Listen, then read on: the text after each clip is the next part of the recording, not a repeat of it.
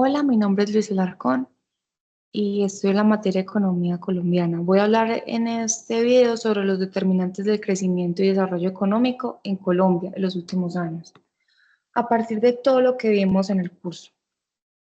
Bueno, el contenido de este video son los conceptos de desarrollo, crecimiento económico, mirar cómo ha sido ese proceso a nivel nacional, a nivel departamental, luego la relación entre variables que podemos encontrar, las conclusiones y algunas recomendaciones.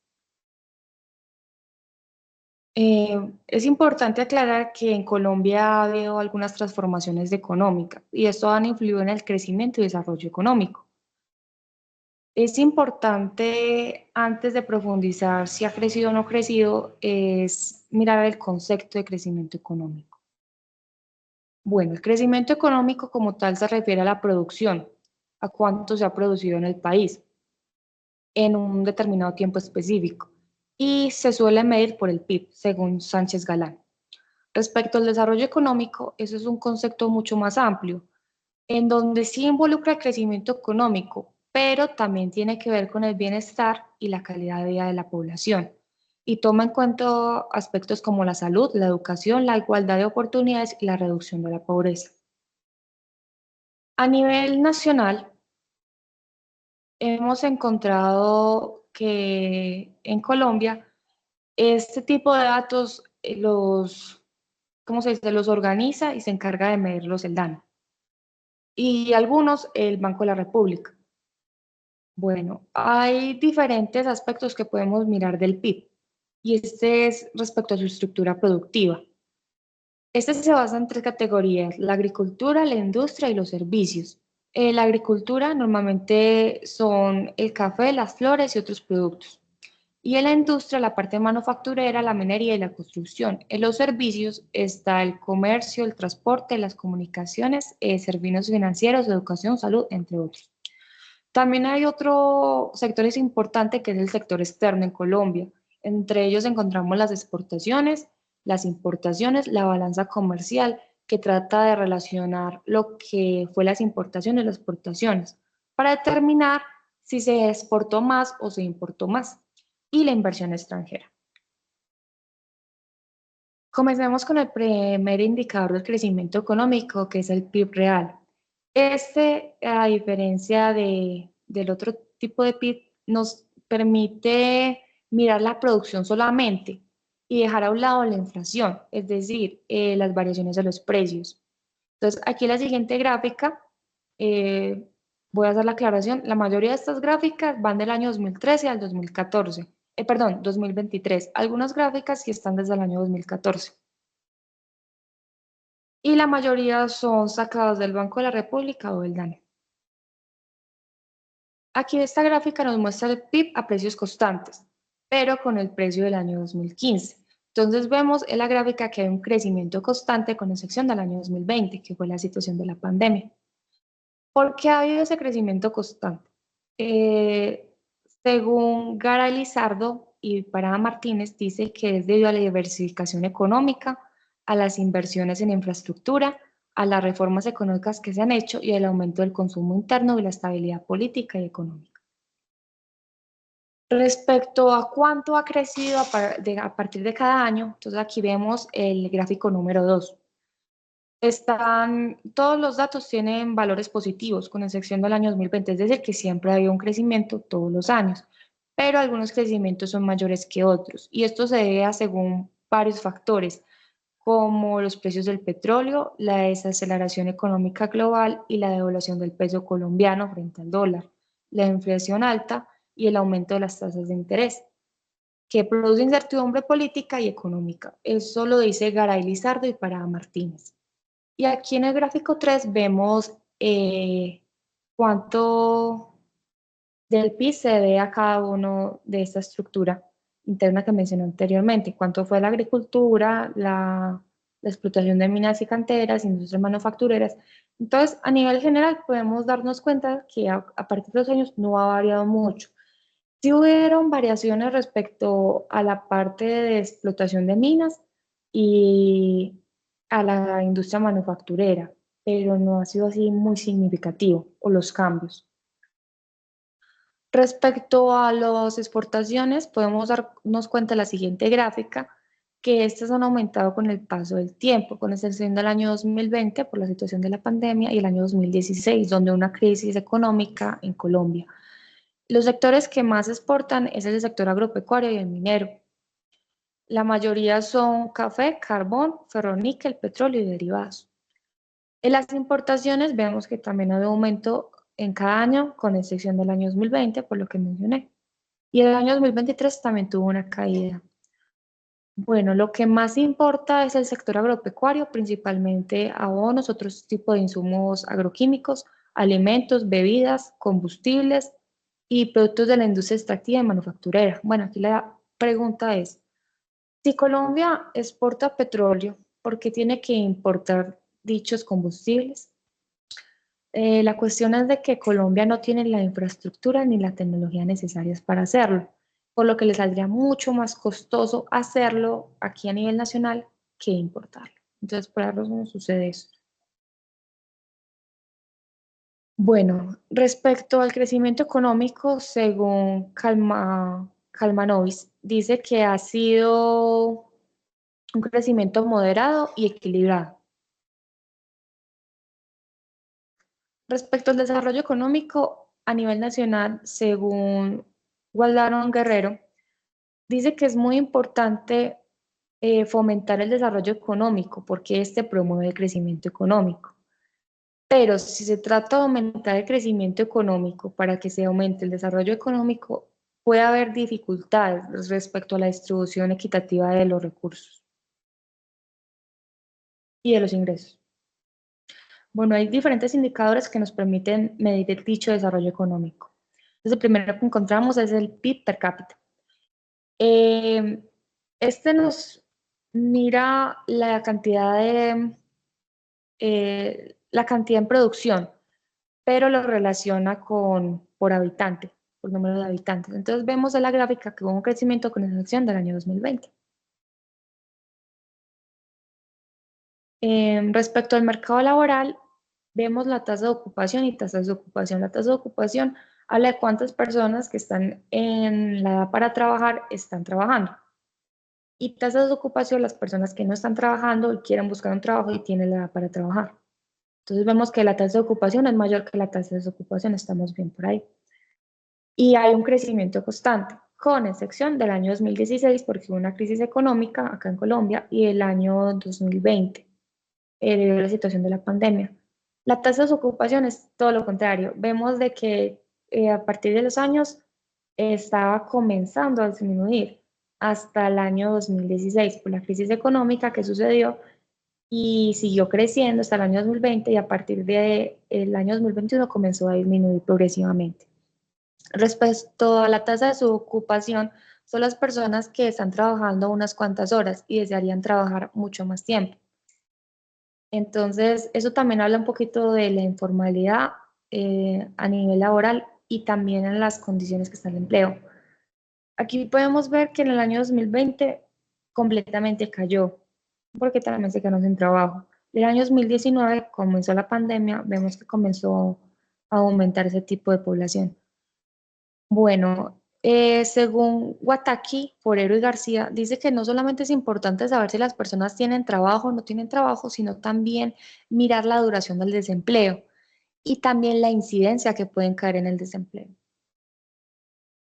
Respecto a la pobreza monetaria y el NBI encontramos lo siguiente, la pobreza monetaria nos mide la línea de pobreza, es decir, si ciertas familias están por debajo de los ingresos mínimos, cuántas personas están en esas condiciones. Y la pobreza NBI mira si se pueden satisfacer o no las necesidades básicas. Si no se satisfacen, entonces están en esta línea de pobreza. ¿Y cuáles son esas necesidades básicas? Vivienda adecuada, acceso a servicios públicos, educación y salud. Ahí en la gráfica vemos dos líneas. La línea azul es la pobreza monetaria. Vemos de que esta es mucho mayor que la pobreza de NBI. De manera general, sí hay una reducción, con diferencia del año 2020, donde sí hubo un aumento. Sin embargo, la pobreza monetaria no ha disminuido mucho con el paso de los años. En el 2013 fue el 30,60 y en el 2023 fue el 33%, es decir, aumentó un poquito. Respecto a la pobreza del NBI, sí vemos una mayor disminución del 27,60% al 19,60%. Respecto al coeficiente de Gini, este nos mide las desigualdades que hay. Este se puntúa de 0 a 1, siendo 0 no hay nada de desigualdades, todo es un equilibrio, y de 1 de mucha desigualdad. Entonces vemos que oscila entre 0,52 a 0,55.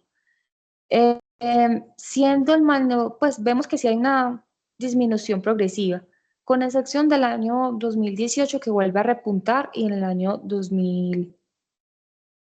Sí, del año 2018 al 2021 repuntó y ya después comenzó a disminuir. Esto es importante porque una desigualdad puede llevar a problemas sociales, económicos y políticos, como la falta de cohesión social y el aumento de la criminalidad, según la CEPAL. El acceso a la salud y a la educación la encontramos en la gráfica número 11. La línea anaranjada es el acceso a la salud, la cobertura a personas afiliadas y el porcentaje de personas afiliadas, y la línea azul es la educación. Vemos que hay un gran porcentaje de personas afiliadas al sistema de salud. Este que a partir de los años aumenta, con diferencia al año 2016, donde disminuyó un poco del año 2017, pero comenzó a aumentar. El año 2020 también aumentó porque fue la situación de la pandemia, entonces obviamente el gobierno trabajó más en ese aspecto. Respecto a la educación, vemos que a partir de los años sí ha tratado como de aumentar, pero no ha sido tampoco muy significativo. El año 2013 fue el 92,30% y en el año 2023 está en 94%. Ha crecido, pero poquito. Bueno, esto es importante porque a una mayor educación hay mayores oportunidades de empleo, reducción de la pobreza y promoción del crecimiento económico. Y el acceso a la salud obviamente permite mayor bienestar y calidad de vida, reduce la mortalidad, mejora la esperanza de vida y contribuye a una fuerza laboral más productiva.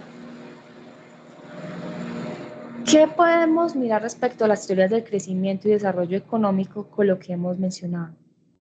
Bueno, lo primero es que hay una relación, puedo encontrar una relación entre el PIB y el PIB per cápita en Colombia con el modelo de Solow.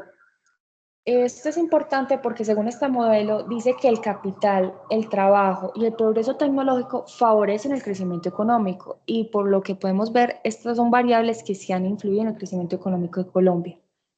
Lentamente, pero al menos lo han logrado. La teoría del crecimiento endógeno, por otra parte, habla de la importancia de la inversión en capital humano, la innovación y la tecnología. Eso también favorece el crecimiento económico.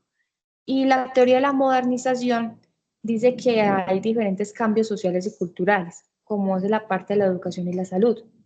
Y esto favorece también el crecimiento económico.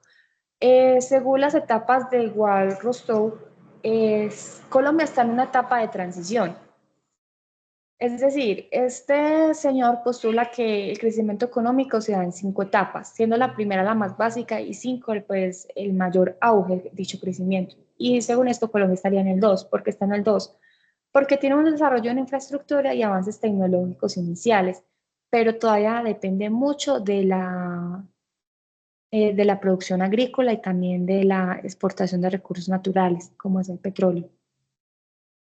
Bueno, respecto a otro punto que hay que tener en cuenta es la persistencia de la desigualdad y pobreza en Colombia. Y esto se relaciona con la teoría clásica y marxista, en donde estas mencionan que sería mejor utilizar políticas redistributivas para mejorar estas condiciones. Respecto a las exportaciones e importaciones de Colombia, como vemos en las gráficas, han sido mayores las importaciones que las exportaciones, lo que obviamente ocasiona un déficit. Y se relacionan con la teoría de dependencias. ¿Por qué con estas teorías? Porque ellos dicen de que ellos dicen que las que están en lugares periféricos, es decir, las economías del sur dependen de las economías del norte. Por esas razones que hay cierta vulnerabilidad, dependencia de dichos procesos. Y eso obviamente hace que haya como una especie de estancamiento y no puedan crecer de manera óptima. Bueno, respecto a las políticas laborales y sociales que se han implementado en Colombia en los últimos años, es importante recordar que sí se han cumplido sus objetivos, pero todavía tienen algunas deficiencias. Como la eficacia limitada de las reformas tributarias y el gasto social, es necesario también reformar el sistema de pensiones y el SISBEN y la protección social se han servido, pero es necesario hacer unas modificaciones. Ha sido el impacto positivo limitado en el gasto en salud y pues sí ha habido deficiencia en el proceso de protección familiar y programas de vivienda. En los programas sociales y su impacto también han ayudado, sin embargo, todavía hay una especie de deficiencias. Y si bien se ha apoyado a la población desplazada y a las víctimas del conflicto, todavía hay ámbitos en que debemos mejorar. Bueno, respecto al papel de las instituciones, según Acemoglu, Robinson y Burgos, dicen de que las instituciones juegan un papel central en los ingresos per cápita. Bueno, ¿y a qué se refiere esto? Las instituciones como tal se pueden diferenciar en dos, extractivas e inclusivas. Las extractivas son las que no favorecen la democracia ni tampoco protegen la propiedad privada, ni hacen cumplir las leyes. Las inclusivas son todo lo contrario, según James Robinson. Bueno, en Colombia las políticas del Estado en su mayoría han beneficiado a la minoría de la población y en especial respecto al acceso de servicios públicos. Por esta razón, el área rural tiene condiciones más precarias que en el área urbana, como lo dice Alba Moreno. Aquí en el siguiente cuadro se ven diferentes mediciones del Banco Mundial que se hizo de Colombia en el año 2022. Entonces, él evaluó las instituciones y acá hay dos columnas, la estimación de la gobernanza, entonces aquí nos dan unas calificaciones, un valor numérico, y el otro es el rasgo percentil de cómo está en Colombia a diferencia con otros países. Entonces, me llama la atención que este nivel moderado, el control ciudadano y la efectividad del gobierno está normal, ni muy bien ni muy mal. El que sí se encuentra mejor es la carga regulatoria, es decir, que a los ciudadanos y a las empresas no les toca tan pesado en ese ámbito, pero sí está en un nivel negativo la inestabilidad y violencia política, el imperio de ley, es decir, que no se cumplen bien las leyes, y la corrupción. Eso es lo que está en color amarillo. Entonces son ámbitos que nos muestran que la institución colombiana no está en las mejores condiciones, es decir, es una institución extractiva. A nivel departamental encontramos lo siguiente. Aquí vemos el porcentaje como aporta cada departamento al PIB nacional y vemos que Bogotá, Antioquia y Valle del Cauca son los que más aportan.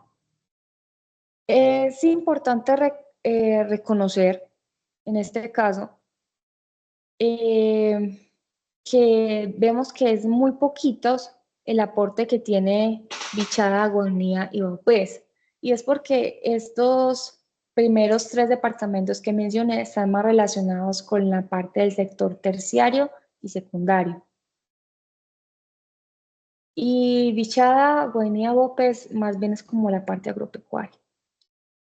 Listo. Autores como Gileón y Lemos Vergara han mencionado que hay un cambio estructural en las exportaciones e importaciones industriales y se ha generado un proceso de desindustrialización. Es decir, que si bien estos departamentos que mencioné anteriormente son los que más están en estos sectores, también se ve una desaceleración en el proceso industrial. Y según Araujo es porque no había unas políticas que promuevan ese tipo de actividades. Entonces, según Vallejo, Zamudio Eudoro, expresa de que eso se ha ido principalmente al Tratado de Libre Comercio. Entonces ha hecho que sea mucho más rentable importar dichas mercancías que realizarlas acá. Lo mismo ha sido con el caso de Antioquia y el Valle del Cauca. En el caso de Guainía no se presenta un proceso de desindustrialización porque la verdad es que ese sector no ha sido un auge ni está en su máximo nivel en Guainía, más bien es relativamente poco o escaso. Bueno, respecto al PIB per cápita departamental, vemos que hay una gran diferencia, solamente al ver esta gráfica, entre Bichada, Vaupés y Guainía con Bogotá, Meta y Casanare. Vemos una gran diferencia, siendo Bogotá como entre los primeros que encontramos ahí. Esto nos deja ver que es, obviamente, que hay unos procesos ahí que llaman la atención. Primero es que Bogotá que ha manejado mucho la parte del sector terciario y secundario. Y Meta y Casanare es más que todo por la exportación de petróleo. En cambio, Bichada, Vaupés y Guaunía normalmente están aisladas geográficamente, no tienen mucha conexión con otros departamentos y ha sido limitada la diversificación económica de ellos. Respecto a la tasa de desocupación por departamentos, yo en esta gráfica hice un promedio desde el año 2014 hasta el año 2023. Entonces vemos algunas barritas que puntúan un poco más altas que otras.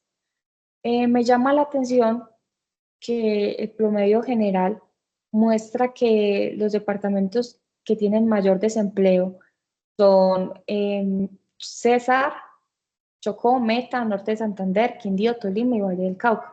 Y en el año 2023, Cesar y Chocó, en Norte de Santander, Quindío, Tolima y Valle del Cauca todavía siguen con esos niveles tan bajos. Los departamentos con mayor empleo en los últimos 10 años, es decir, los que tuvieron menor tasa de desempleo, son Bolívar, Boyacá, Magdalena y Nariño y Atlántico.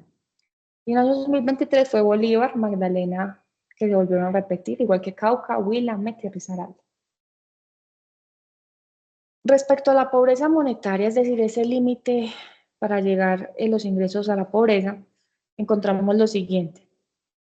Se ve de manera general en la siguiente tabla una disminución de la pobreza monetaria. Y a partir del año 2020, muchos departamentos muestran porcentajes que aumentaron la pobreza monetaria, obviamente por la situación del COVID.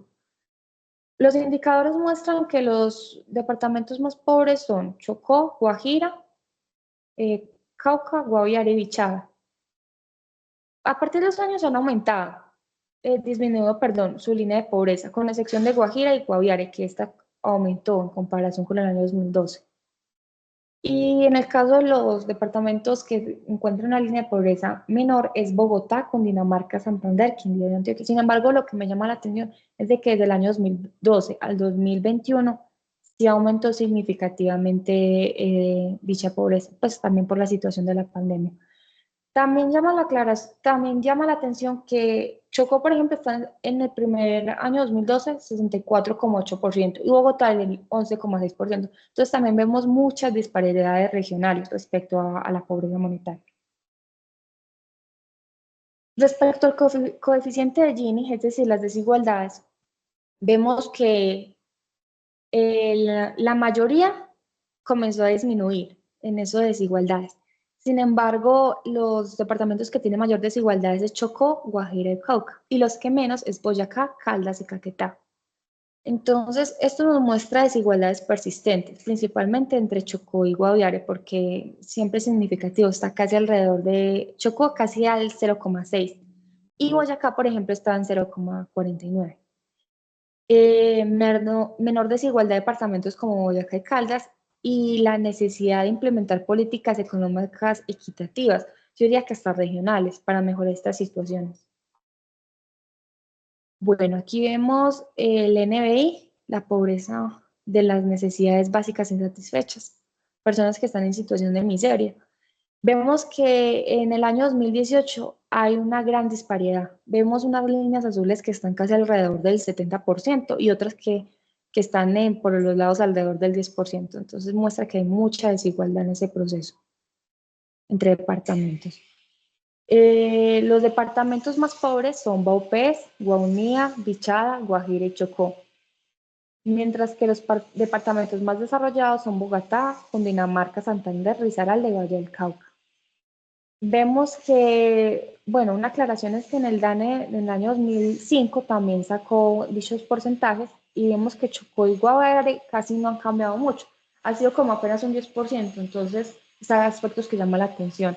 Igualmente, este autor, Gualardón Guerrero, nos menciona que autores como Reins, Stewart y Ramírez mencionaron de que hay unos ciclos o situaciones en donde se pueden dar 4 situaciones posibles. Entonces encontramos unos círculos viciosos entre departamentos con bajos niveles de crecimiento económico y desarrollo humano, como es el caso de Chocó y Guajira, principalmente mayor pobreza monetaria, mayor tasa de desempleo, mayor coeficiente de Gini y mayor NBI. Es decir, tristemente como todo lo negativo. Y también encontramos círculos virtuosos, ya que debido como a ciertas condiciones, siempre salen favorecidos a nivel de crecimiento económico y desarrollo humano, como es el caso de Bogotá, Antioquia, Santander y Cundinamarca, que tienen menor pobreza monetaria, NBI en comparación con otros departamentos, y Boyacá, que tiene menor tasa de desempleo, menor NBI y menor coeficiente de Gini. Bueno, estas imágenes nos muestran los cuadros respecto al número de personas que están, la tabla 4, el número de personas que están en educación formal. Entonces la voy a resumir brevemente. La mayoría de las personas con el paso de los años ha disminuido esta tasa. ¿Y por qué? Son varias razones. Principalmente a cambios demográficos, reducción de la tasa de natalidad y también factores de migración. Sin embargo, encontramos que Chocó y Guanía se han aumentado y en el caso de Meta se han mantenido constante. También nos muestra que a nivel urbano ha crecido más que a nivel rural. Respecto a el número de personas afiliadas en estos departamentos que encontramos en la tabla número 5, vemos que hay un aumento general de afiliación al sistema de salud por departamentos analizados, tanto en el subsidiado como el contributivo. Y lo que obviamente involucra mayores accesos a la atención médica y condiciones económicas. Los departamentos con mayor aumento fueron Antioquia, Valle del Cauca y Bogotá. Los departamentos con menor aumento fueron Chocó, Putumayo y Goiás. Entonces, si a esto le añadimos que de por sí ya están en las condiciones de pobreza, de desigualdad, de pocos recursos, en el caso de Chocó y Guainía, y no tienen un adecuado sistema de salud, es decir, que si sufren algún tipo de crisis o evento que afecte a, ¿cómo se dice?, a estas regiones, van a ser, ¿cómo se dice?, van a ser más graves para ellos porque no tienen los recursos suficientes para salir de dichos procesos o para presentar de manera adecuada dicha adversidad, como por ejemplo que pasará la erupción de un volcán, bueno, cosas como eso. Que vemos también relación entre variables, esto es muy importante. Vemos una relación entre el PIB y el empleo. También vemos una relación entre el desempleo y la pobreza, la desigualdad y el crecimiento económico. Y vemos una relación entre la educación y la salud, ya que esto favorece obviamente el capital humano y el crecimiento económico y disminuye la desigualdad. Entonces sí vemos una relación entre todas dichas variables. Entonces sí podríamos decir que el desarrollo económico favorece el crecimiento económico. Bueno, el crecimiento y desarrollo económico por departamentos no ha sido uniforme. Entonces vemos que, por ejemplo, Bogotá y Antioquia ha sido muy favorecido en todos estos aspectos. Sin embargo, por ejemplo, Vaupés, Guanía y Vichá no ha sido lo mismo respecto al PIB. Lo mismo que para términos del empleo, la pobreza, desigualdades. Hay ciertos departamentos que la verdad sí no están en las mejores condiciones. Estas diferencias reflejan las necesidades de políticas regionales específicas que aborden las particularidades de cada departamento, promoviendo un desarrollo más equitativo y sostenible en todo el país. Conclusiones. Lo primero, que hay diversidad económica regional, es decir, no todos están iguales. Hay una desindustrialización y reconfiguración económica. Esto puede afectar con el paso de los años mucho más a Colombia y a algunos departamentos. El impacto de la pandemia en el mercado laboral, pues yo diría que la pandemia afectó prácticamente todos los indicadores que mencionamos, no solamente el mercado laboral. La reducción de la pobreza y desigualdad con desafíos persistentes, porque la verdad sí Colombia ha hecho algo respecto a las políticas y todo eso, pero todavía hay condiciones muy precarias, como por ejemplo el de Chocó y La Guajira. Y es importante las mejoras en educación y salud, ya que esto favorece el desarrollo humano. Igualmente el impacto positivo de las políticas públicas, pero es necesario ajustarlas un poco más para que sean mucho más eficientes. Recomendaciones. Es necesario mejorar en ciertos aspectos para fomentar el desarrollo económico y social. Eh, La reforma de pensiones, la ampliación del programa Colombia Mayor, mejoras en el sistema de salud, el sistema de subsidios familiares, políticas de vivienda, programas sociales para las poblaciones vulnerables, mejora del sistema del CISBEN, atención a la población desplazada y reducción de desigualdades regionales. Colombia se ha hecho políticas al respecto y sí han mejorado, pero aún es necesario que todavía continúen con ese proceso. Igualmente, fortalecer el mercado laboral, mejorar la infraestructura, en especial en áreas rurales, y hacer que las instituciones sean realmente inclusivas. Yo creo que esto puede ser un gran cambio, porque en el video que presentó Robinson en el recurso del curso, podemos ver de que esto sí hace mucha diferencia en el crecimiento económico, el desarrollo económico. Y un ejemplo de esto es lo que pasó con Corea, el ejemplo de Corea que es, digamos, un experimento natural. Corea del Norte y Corea del Sur eran iguales, prácticamente en su crecimiento económico, y tenían muchas variables similares, como la cultura, el lugar, todo, eran muy parecidas, pues sí, estaban pegadas. Y debido pues a los cambios que hubieron, en Corea del Sur se impulsó mucho más en su crecimiento económico y Corea del Norte quedó estancada. Entonces, aquí vemos la importancia que tienen las instituciones y yo creo que sería muy importante que el gobierno trabajara en esa parte de ser una institución mucho más inclusiva. Estas son las referencias bibliográficas. Muchas gracias por su atención.